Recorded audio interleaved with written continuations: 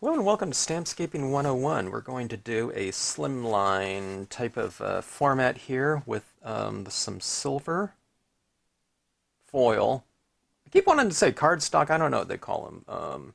Sheets or boards or I don't know if it's paper or what. I never know what to call it. I think it's been referred to different things in different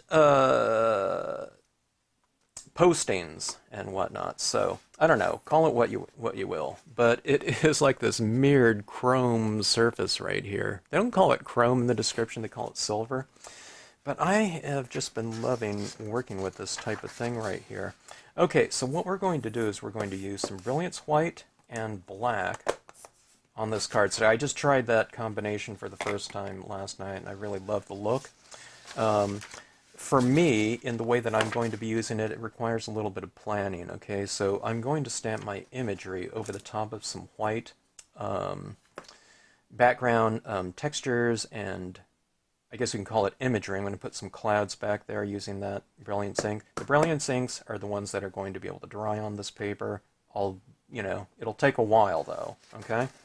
All right, so the first thing that I'm going to do is I'm going to create this horizon line right here. For my lakeside cabin, I'll be using nature set number 6 on this. I've done a lot of videos with that recently, but this is going to be a little bit of a different look on from what I've posted so far. I like to be able to do some kind of comparison, contrasting type of things. All right, your pads. You want there to be kind of a medium to dry ink. Drier might be better, depending if this is the first time you've done this type of thing. We don't want kind of sloppy applications of ink on here, but if you do get it on the silver type of stock, don't worry about it. You can just wipe it right off, or you can blend it out using Q-tips and more cotton balls or whatever, or using the same cotton ball, okay? All right, so what I'm going to do, in this lakeside type of setting, I want there to be kind of this kind of shimmery, I'm almost applying too much right here, okay? I want there to be this shimmering, glistening water surface, okay? So I'm going to create this. It's going to be a vertical form, and I'm just working sideways so I can see what I'm doing, okay? But there's my kind of little horizon line right there, okay? It might be a little bit too bright or light for me right now. And I'm going to create these rocks down here. So the ledge is going to be illuminated and a little bit of light down here, okay? So you don't need to have this perfectly smooth, and it doesn't need to encompass the exact proportions of the imagery that you're going to be stamping over it. This is just going to be this background kind of glow working in here. Okay, now like I said up there, I think I got a little bit too much. So speaking of kind of the sloppy type of thing, and I don't know, kind of a repairing of stuff that, an undesirable mark, you can take like a Q-tip like this, and we're talking about water, and you can kind of create these little striations in the water. So, I think this can actually help our end result in here. So I'm coming across like this, and you can actually do some additive process if you want. It's kind of hard to do that, kind of without a dabbing motion, but you can get a little bit of it going in there. I'm mostly subtracting, as you can see, but sometimes you can kind of come in here and drag it out a little bit. You can kind of get the right consistency. I don't have a lot of control over this in terms of the technique, okay? But you're working on it. But the beauty of it is it doesn't need to be perfect. And a matter of fact, maybe it looks better, kind of a little bit irregular, okay?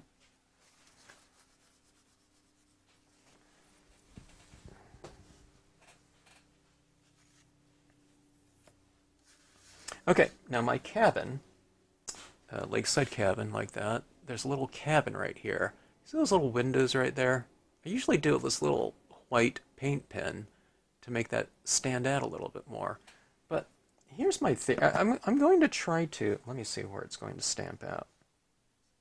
Okay, is it right there? Yeah, it's about right there. You don't have to be perfect either, okay? But I think for the cabin, and rooftop, I think I want to put it in a little bit of light. Okay, so I'm going to put this light back here, and hopefully some of this white paint, white ink, I always call it paint, will show through those windows, okay? So maybe I won't even have to,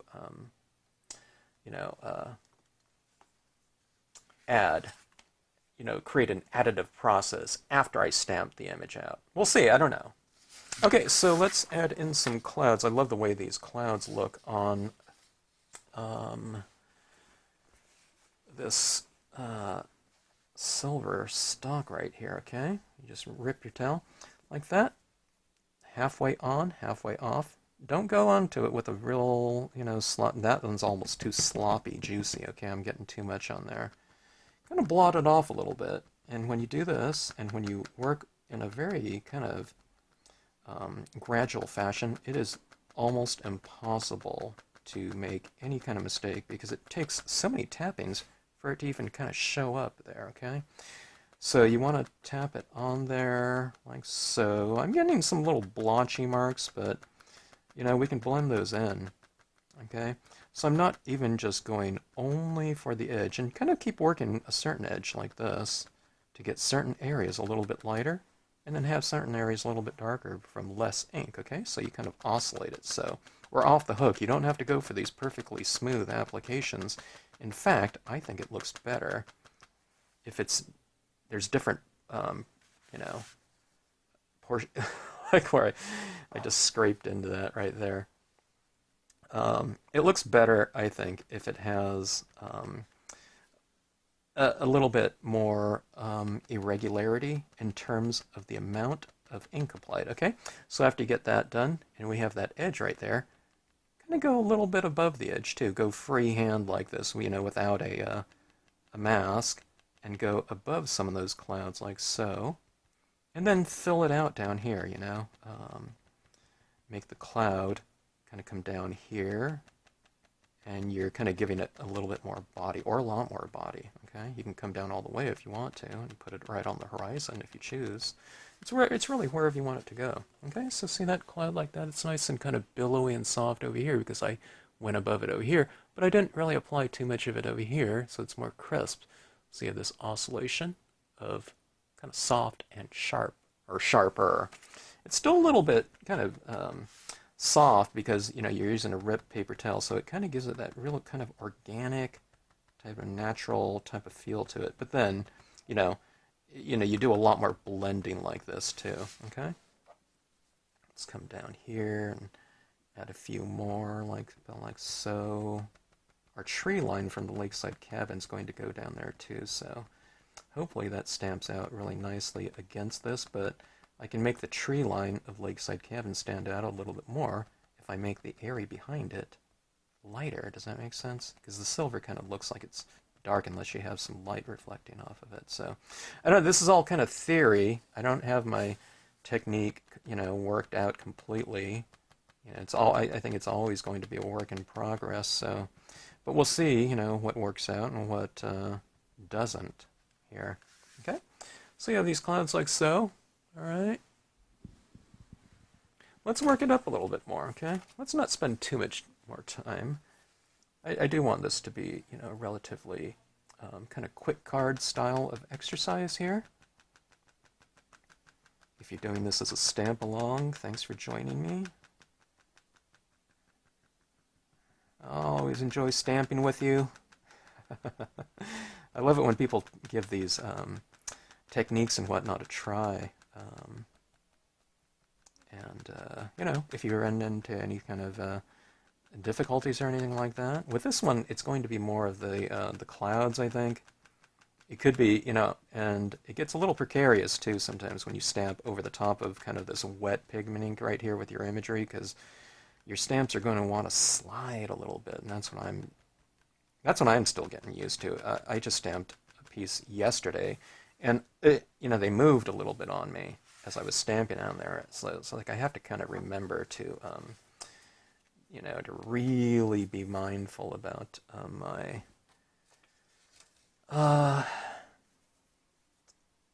stamping pressure when applying to a wet. I'm looking for a good cloud shape right here. This one's a little bit kind of angular here. Maybe too much, so I'll just kind of smooth that out a little bit later.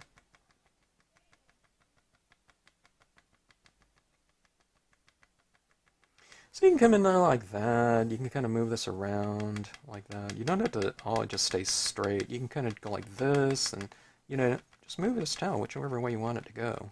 Okay? See that right there? Looks like mountains, doesn't it? You know, in some ways. I was telling someone if they do this in darker colors against like a white paper, it looks like mountains, and a lot of people have used it for that type of effect. Or snowy billows, you know, in the snow, and then they put their trees above each, you know, little bank of snow. You wouldn't have it so jagged like this. It would be smoother, kind of more rounded applications, but, you know, you use that same, it's all the same type of masking technique. Okay, kind of making some of these clouds a little bit more lighter, like it's capturing some of that light. This one right here, I don't like this so pyramidal type of shape, so I'll just kind of smooth that out a little bit and round it out a little bit more like this.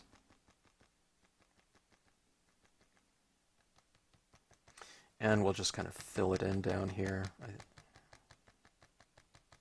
Let's build that cloud out. See, I'll kind of add a little bit more like that so it infers like another kind of billow right there. Like that, but it's much more, it's a much softer little billowy area of the cloud. All right, so just kind of build and smooth. If you don't like something completely, just take a paper towel and just wipe it all off and start again, okay? It's like the most forgiving. It's like, I don't know, it's like dry erase pigment ink or something like that, you know, a dry erase scene, practically. Now, when it dries, it will set up and it won't rub off, I don't think, you know, completely. But look at that look. It's just a really fun look to do. I think it looks, you know, reasonably dramatic too. And I honestly, it almost looks like night there, but, you know, I mean, if I do that, I mean, it could be daytime too, I'm not sure. It's kind of the characteristic of that silver paper. It's just silver and reflective paper. It's just, I can't tell. It's like Una Day or whatever. I don't know. It's kind of interesting that way. All right, so the Brilliance Graphite Black here. Okay.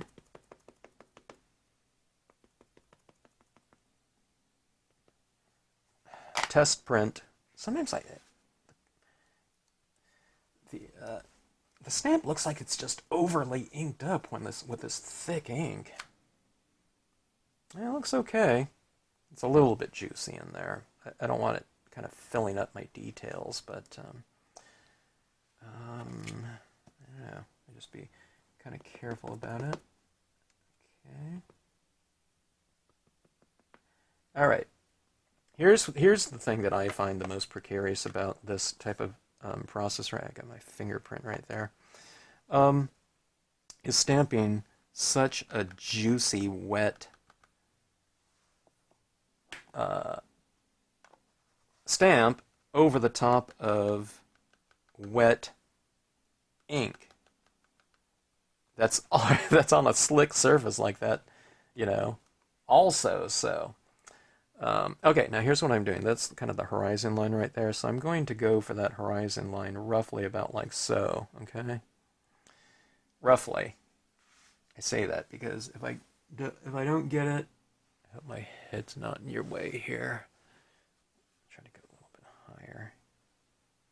But then my head needs to be in there anyway. Okay, so let me go about what? Oops. I just got an impression there from setting it down. No problem though. About. Oops, I keep getting it there. Okay, I need to pull this down. It's all right. This camera's like right in front of my face. Am I stamping on screen? Okay.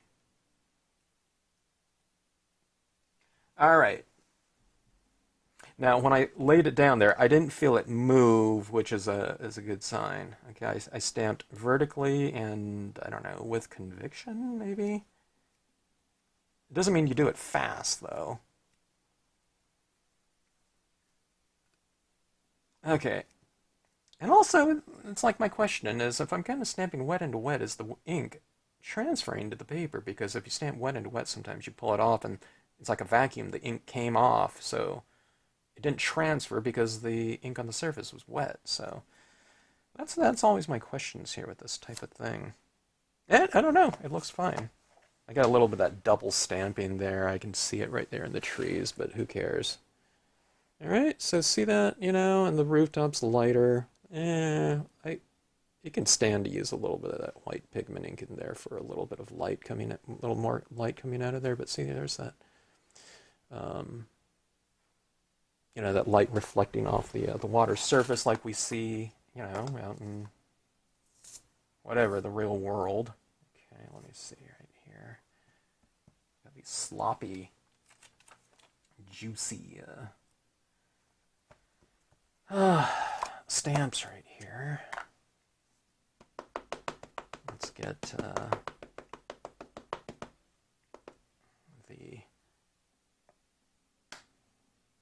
ledge stamped out. I can't even remember the names of the stamps right here. Anytime I'm working with a new type of process or whatever, my brain goes into a different gear. Trying to think of, I forget the names of everything. Okay, I think that was a good impression. Without moving and smearing. If it moves a little bit and smears, so be it.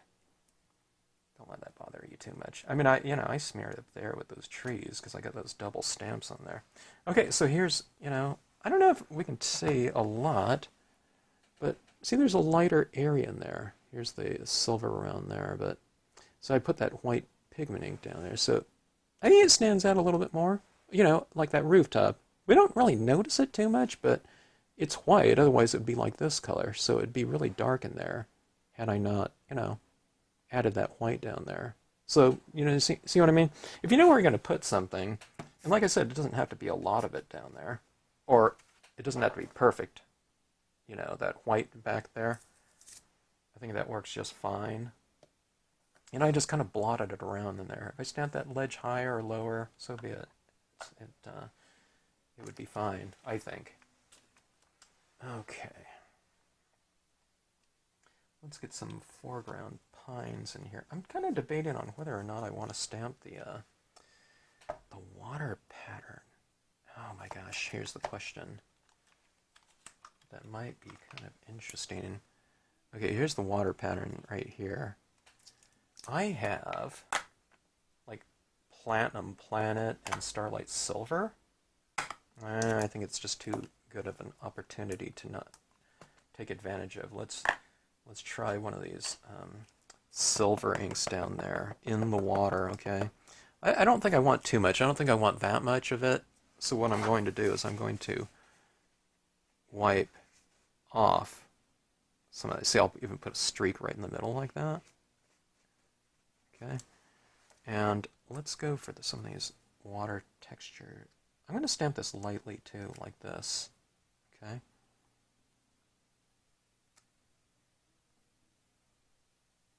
I'll go across that middle part.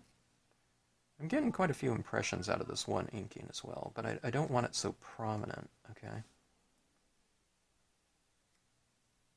Okay, so it's kind of varied. I think that looks pretty good. Let me hold it up and see what happened. Sometimes it's hard to tell until you get that reflective type of quality coming off of it, but yeah, look at that. It gives it a little bit of shimmer. As a matter of fact, maybe just a little bit of that. Wiping off the rest of it and having a little streak in there would look good. Now, I stamp that before I do my trees, if I'm going to do them in black, because if I do them in black in here, if I stamp the silver right over that, I think that silver would show up in front of the tree, which I don't want. All right, so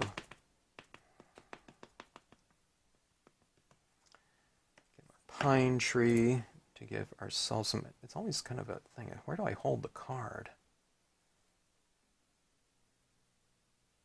See, this is starting to bow on me a little bit, so you just kind of find. Okay, now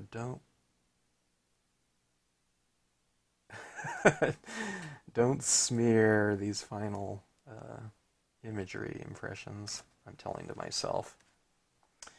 As I stamped that silver shows through that black a little bit. That silver, the metallics are pretty strong. I guess they kind of resist the ink, which makes sense in many ways. Okay, I think I got a good impression there. I'm getting a little better, you know.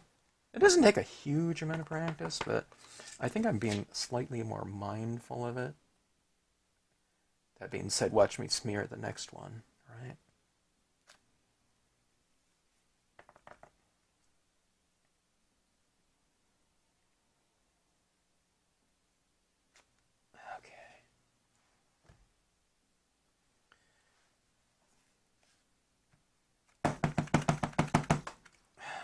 Okay, I have that. There's other imagery in this set, but I don't know if I'm going to use them. Some background trees, reeds, water pattern. I don't know, we used 4 stamps out of this set. Okay, let's take a look here. I really like those clouds on that silver in the background like that.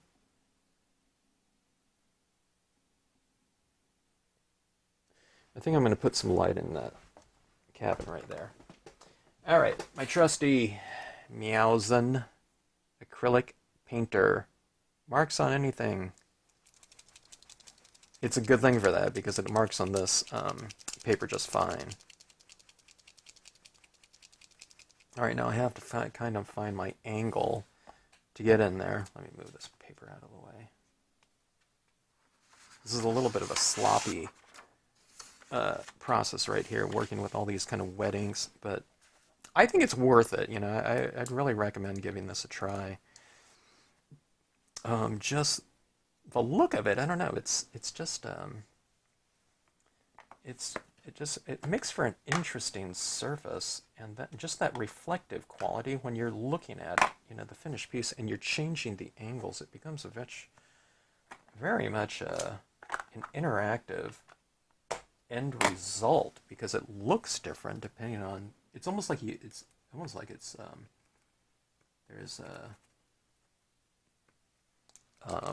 a light on the surface, like you're flicking it on and off depending on how much light is kind of reflecting back at us. Okay, this little window right here. Okay. I usually just do the front window. I usually don't do the back ones, but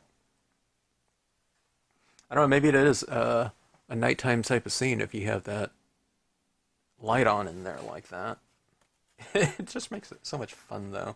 All right, now I'm having to work on this upside down because I can't put my hand out here to access that. So you have to turn it in the direction that you have access to, and I don't have very much access in here. Okay, so that light is on in the window, so I'm going to put these little dots on some of this area down here, and then I put that same little light reflection in the form of like these little kind of dissipating dots or whatever down on the ground. And there's even these little illuminated rocks here on the shoreline. And I've drawn all this into the design so you can kind of just reiterate. See, like that. And then you see these rocks around here. I've just kind of put a dot on them. A little bit more dots around the cabin. A little bit more light, That's what those dots represent, okay? And then as you move away from the cabin, just, use kind of spread out those little patterns a little bit more. Okay, so on the water surface, perfect opportunity for specular light, not spectacular, specular light, which is light that's brighter than white. Let's see if I can zoom in here. I have a feel. I didn't do this on my scene yesterday. I thought, oh, I think I should have done this.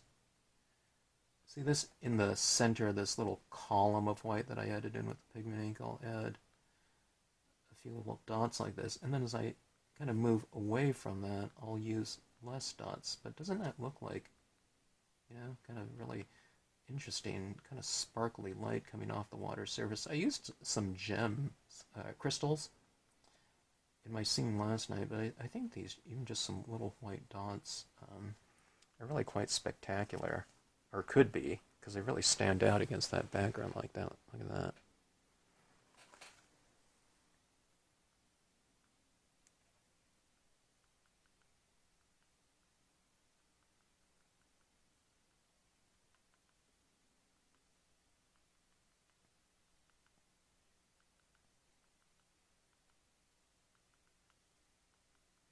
All right, so there we go with that scene down there. I really love that shimmering water. I'm always looking for, you know, opportunities to do these kind of light reflecting off things, and to be working with such a reflective surface inherently like that. I don't know. It's like things are kind of already done, so I'm just kind of enhancing what's, I don't know, what's already down there maybe. Okay, I have a quote here. A lake is the landscape's most beautiful and expressive feature. It is Earth's eye, looking into which the beholder measures the depth of his own nature, by Henry David Thoreau. I don't know, it just that happens to be the lake quote that I have. That's on Scenic Sentiments 3 set.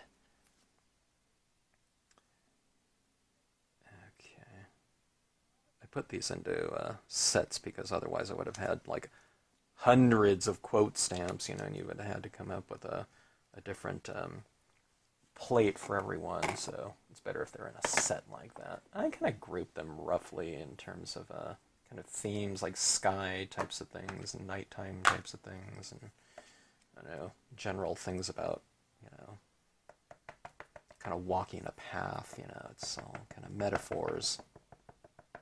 And then there's some word stamps too. Okay, so I'm going to be stamping this in my Brilliance white, okay?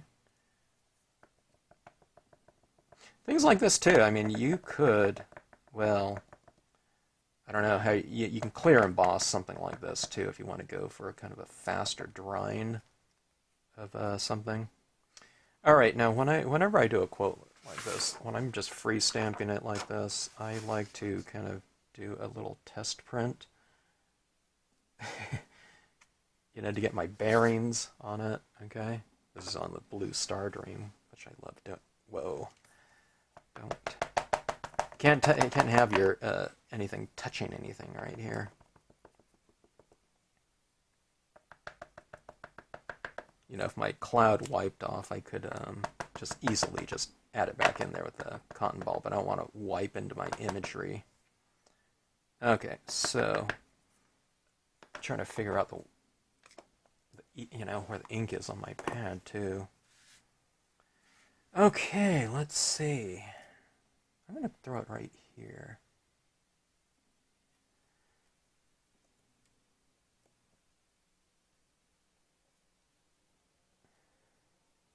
I'm not stamping it over any cloud or anything like that, so I'm just stamping it, you know, directly onto the silver foil. There's a little piece of dust there. Anyways, I'll get that off when this dries. I don't want to pull it off right now. But look how beautifully things stamp on that surface like that. See how a piece of dust right there. If I pull that off right now, it might drag some ink with it. But if I wait for it to dry, it'll come right off. But anyways, look at that shimmer like that. It is just so fun. And this is the interactive type of surface of it. Look how different that looks like that. Look at it. It's like, you know, midnight. And this looks like, I don't know,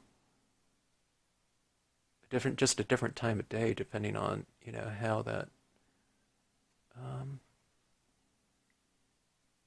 that light is reflecting off there. I have my studio lamps on here, so they're really super bright, coming from both angles like that. But I don't know, this is really fun. I mean, you could put some stars up there, and then it would be, definitively, kind of nighttime or whatnot. But I think I'm just going to leave it as is. It wouldn't be bad to bring a couple little dots up there, but I don't know, maybe it would look too busy because I have all that kind of detailing going off down here. But look at that shimmery light happening off that surface like that.